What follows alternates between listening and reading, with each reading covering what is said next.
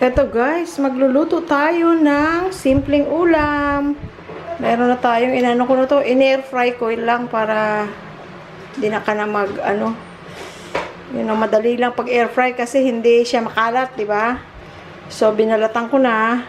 Tapos, ayan, magtatoto tayo ng talong. Ayan, guess kung ano gagamitin, saan ko gagamitin ito guys. Bawang, sibuyas, luya, kamatis. Papakita ko sa inyo ha. Sabihin nyo kung nagluluto din kayo ng ganito.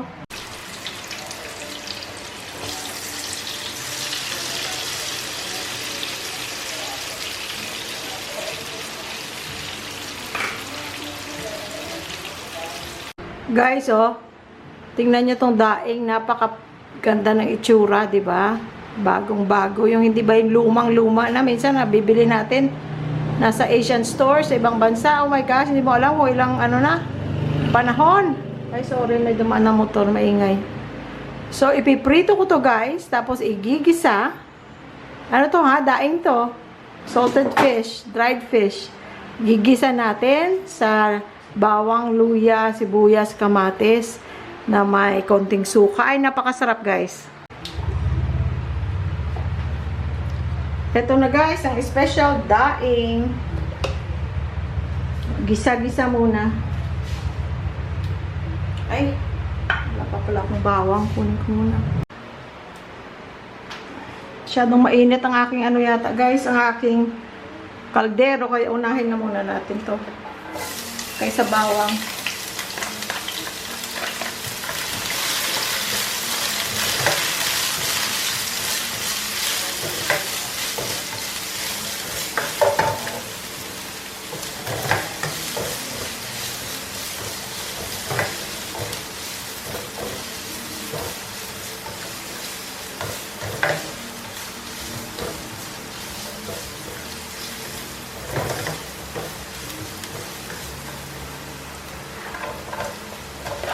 Kung ang nyo guys, yung daing nyo medyo hindi na masyadong bago, kung namumutiti na sa asin, hugasan nyo para hindi masyadong maalat.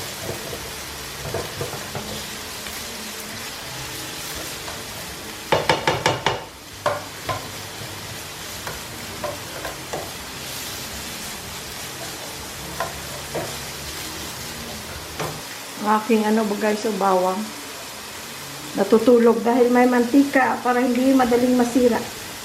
Kasi di ba guys, last time ang dami kong bawang bago sila masira, kaya aking ng kinrush, chinap-chop ko na sa chopper, tapos nilagay ko sa container, nilagyan ng mantika.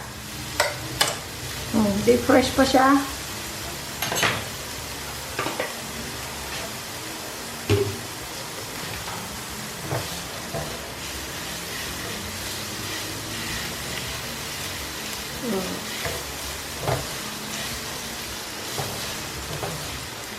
Bango oh, dahil sa sa luya. Bango. Lagay natin ng guys, kamatis.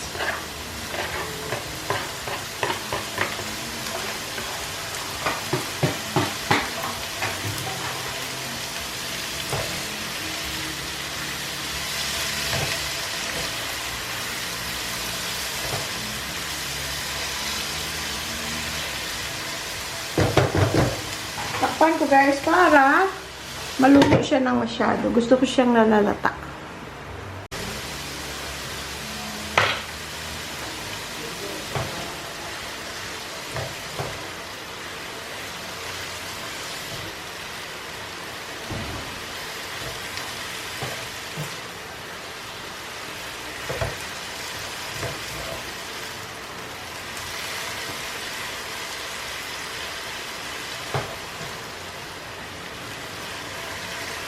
Bango-bango. Lagyan natin ng konting suka, guys.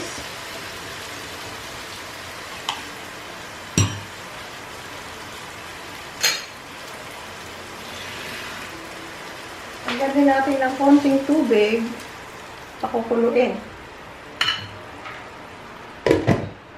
Ay, Mamaya na pala itatakpan pag kumulo na. Guys, kayo na bahala kung anong pampalasa. Asin, betchin, magic sarap, whatever. Bahala na kayo. Alalayan ng asin kasi daing na nga yun, diba?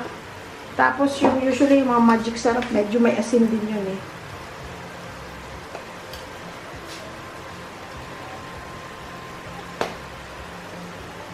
Tingnan nyo guys, ang magic sarap ko nga pala.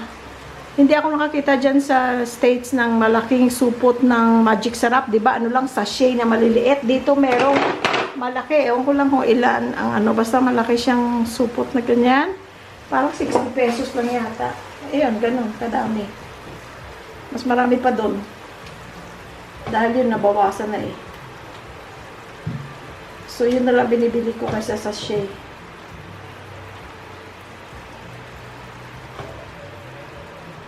Kasi ito guys, ulap na yan, yung ganyan, yung mga kamatis, luya, ulap na yan. Tapos guys, ilalagay na natin tong ating daing. Importante guys, iprito muna bago gisa, okay? Kasi malansa kung hindi nyo ipiprito. So, diba? Yung daing masarap. Sasarapin palalo sa ganyang luto.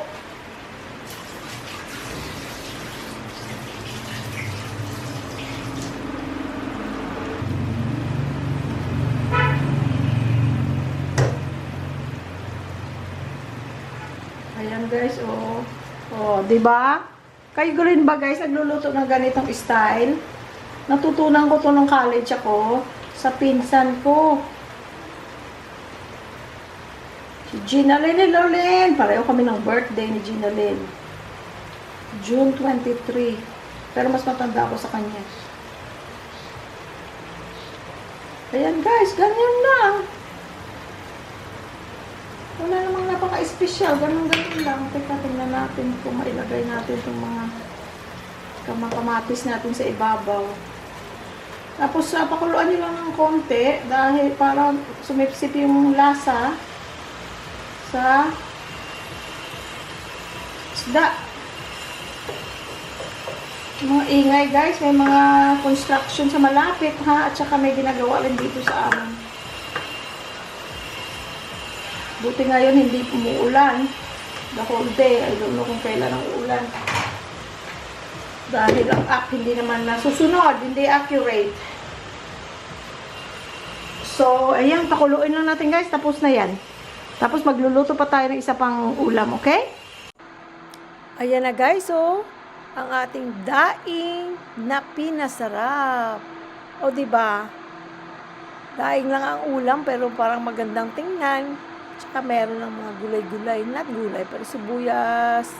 At tsaka kamatis at lubuya. Ang sarap guys, try nyo kung hindi nyo pa nagawa.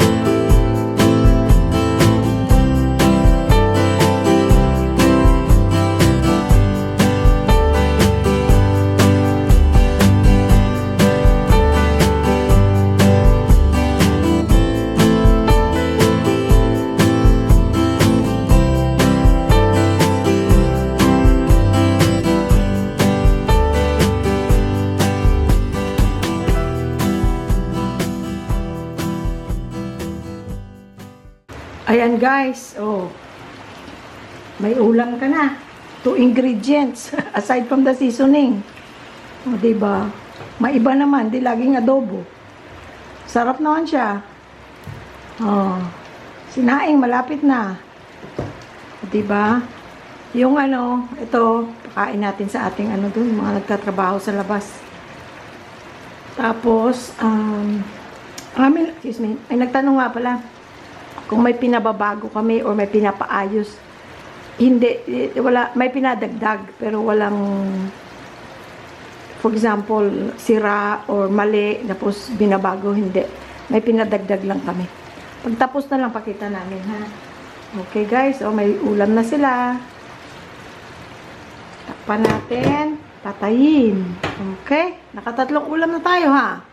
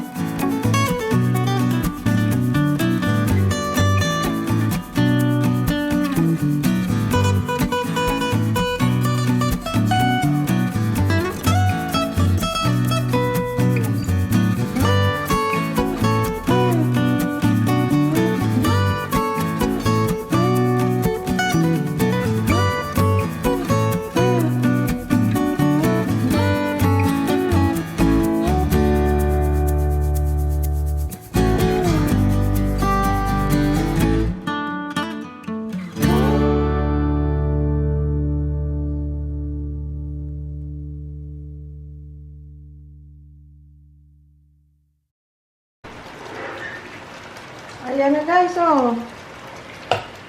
Oh.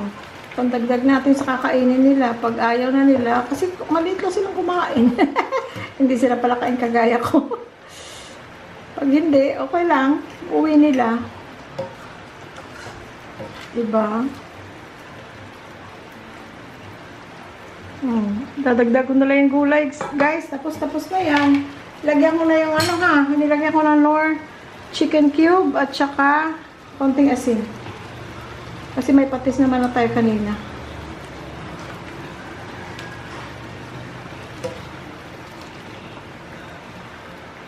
So ako guys, pag nagluto, kung ano lang meron. Ito madadry pa to. Parang magiging pansit ano ba yun? Bihon bihon, sutanghon gisado. Okay guys, ilagay natin yung ano, tapos patayin na natin. Kasi naiprito na natin tong ating gulay.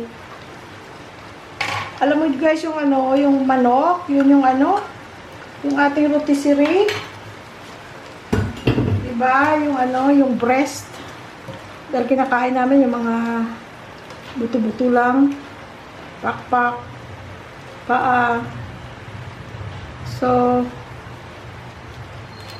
ito, pwede na natin itong patayin. Da-dry pa yan.